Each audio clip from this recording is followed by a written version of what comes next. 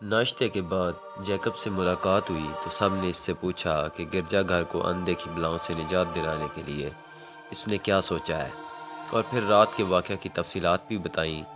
آخر میں ڈولی نے پوچھا کہ کیتھی کون تھی اور اس کا مجھ سے کیا تعلق ہے۔ وہ نادیدہ قوت مجھے کیتھی کیوں کہہ رہی تھی؟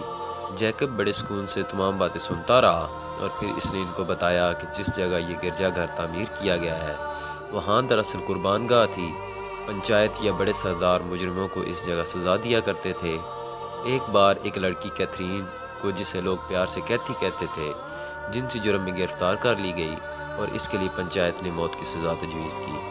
دراصل بستی کا سردار کیتھرین کو اپنانا چاہتا تھا، لیکن وہ ایک نوجوان جوزف کو چاہتی تھی۔ جب گراہم کو اپنے ناپاک عزائم میں کامیابی نہ ہوئی تو اس نے پنچایت سے مل کر اس پر گھناؤنا الزام لگا دیا۔ اس وقت اس جرم کی سزا موت ہوتی تھی، چنانچہ کیتھی کو موت کی سزا دے دی گئی۔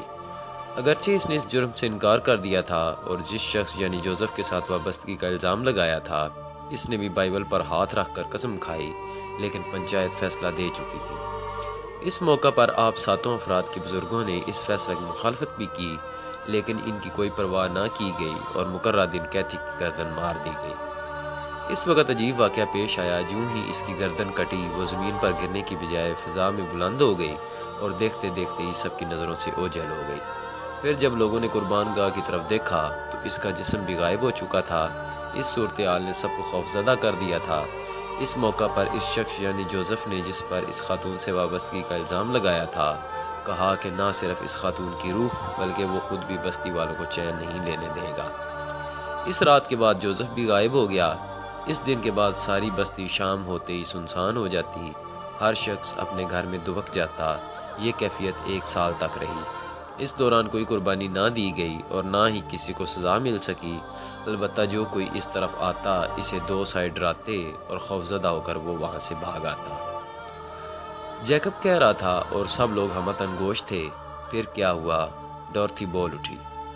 پنچایت نے فیصلہ کیا کہ اس جگہ گرجا بنایا جائے تاکہ مقدس مریم اور روح القدس کے صدقے ان کی بلائیں ٹال سکیں، لیکن قسمت ان پر ہنس رہی تھی۔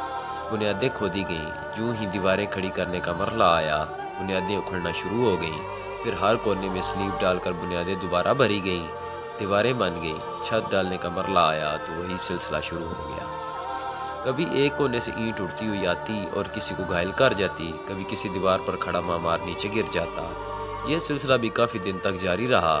ایک دن سب نے مشورہ کر کے مقدس مریم کا مجسمہ سبزہ کے قریب کھڑا کر دیا اور اس طرح چھت مکمل ہو سکی اور گرجا کی تعمیر اختتام کو پہنچی۔ ادھر گراہم مر گیا۔ اس کی موت کا منظر بھی نہایت ہولناک تھا۔ مرنے کے بعد اس کی شکل بالکل ویمپائر جیسی ہو گئی۔ تمام لوگ اس کی آخری رسومات ادا کرنے کے لیے اس کی لاش اٹھانے لگے تو اس کی لاش غائب ہو چکی تھی۔ گرجا کے اندر تو ہمیشہ سکون ہی رہتا اور بستی میں بھی کوئی پریشان کن صورتحال نہ تھی، لیکن گرجا کی اس دیوار کی طرف جہاں قربان گاہ ہوا کرتی تھی وہاں جانے والے واپس نہ آتے تھے۔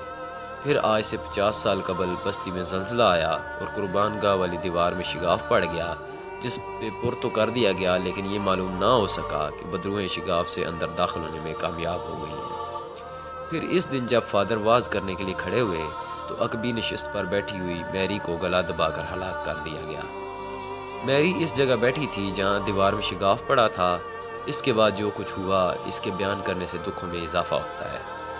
وہ دن اور آج کا دن گرجا پر بدروحوں کا قبضہ ہے، اور جو بھی اس کے اندر داخل ہونے کی جرت کرتا ہے واپسی اس کا مقدر میں نہیں ہوتی۔ بستی اجڑ گئی، سب لوگ وہاں سے چلے گئے، لیکن فادر، ان کی ہمشیرہ اور میں نے یہاں سے جانا گوارا نہ کیا۔ فادر اور مدر دونوں ایک دن گرجا میں داخل ہوئے اور پھر واپس نہ آ سکے۔ 2 روز بعد ان کی مسخ شدہ لاشیں پہاڑی کے دامن میں پڑی مل گئیں۔ اس کے بعد جیکب خاموش ہو گیا۔ لیکن ہمیں کیوں بلایا گیا ہے؟ جوزف بولا۔ کیا ہماری قربانی دے کر گرجا واپس تو نہیں لینا چاہتے؟ چارلس نے کہا۔ اوہو نہیں، ایسا نہیں ہے، جیکب بولا۔ البتہ اس سے ملتا جلتا ایک نسخہ ہے جسے آزمایا جائے گا۔ اپنی طویل ریاضت کے دوران مجھے بتایا گیا کہ اس کو حاصل کرنے کا ایک طریقہ ہے، اور وہ یہ ہے کہ اگر اس بستی کے باشندوں کے 7 برسا کا خون گرجا کی دیواروں اور اس کے اندر چھڑکا جائے تو بدروہیں اسے ہمیشہ کے لیے چھوڑ کر چلی جائیں گی۔ یہ سنتے ہی ڈولی اور ڈورتھی کی چیخیں نکل گئیں۔ تو ہمیں اس کے لیے بلایا گیا ہے، ہم ایسا نہیں کرنے دیں گے۔ گرجا واپس نہیں ملتا تو نہ ملے، ہماری بلا سے ہمیں اس کی کوئی پرواہ نہیں ہے۔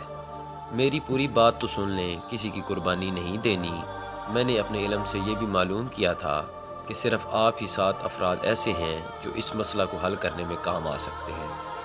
مجھے بتایا گیا ہے کہ آپ سب سے تھوڑا تھوڑا خون حاصل کیا جائے، جس سے کہ یہ مقصد پورا ہو سکے۔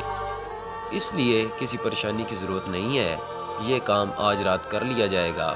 دن کا باقی حصہ سب نے ایک ساتھ گزارا، رات کو کھانا بھی اکٹھے کھایا۔ رات کا دوسرا پہر گزرنے کے بعد جیکب بھی ان میں شامل ہو گیا، کیونکہ یہی وہ وقت تھا جب ان 7 افراد کا خون اکٹھا کرنا تھا۔ جوں ہی خون حاصل کرنے کی کارروائی شروع ہوئی، کمرے کے تمام دروازے کھڑکیاں بند کر دی گئیں، پردے کھینچ دیے گئے، ہر کھڑکی اور دروازے کے آگے سلیب لگا دی گئی۔ کمرے کے وسط میں میز رکھی گئی تھی جس پر اس دور کے مطابق خون نکالنے والے تمام اوزار پڑے تھے۔ جوزف سے خون حاصل کیا گیا، اگرچہ اسے خاصی کمزوری محسوس ہو رہی تھی، مگر جیکب نے اسے ایسا مشروب دیا جس سے اس کی نکاہت ختم ہو گئی تھی۔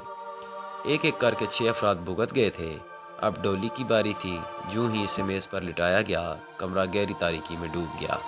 ڈراؤنی آوازیں ابھرنے لگیں، کمرہ ہلنے لگا، لیکن جیکب نے فوراً ڈولی کے گرد حصار کھینچ دیا، جس سے آوازیں آنی بند ہو گئیں اور ہر چیز معمول کے مطابق ہو گئی، اور ڈولی سے خون بھی حاصل کر لیا گیا۔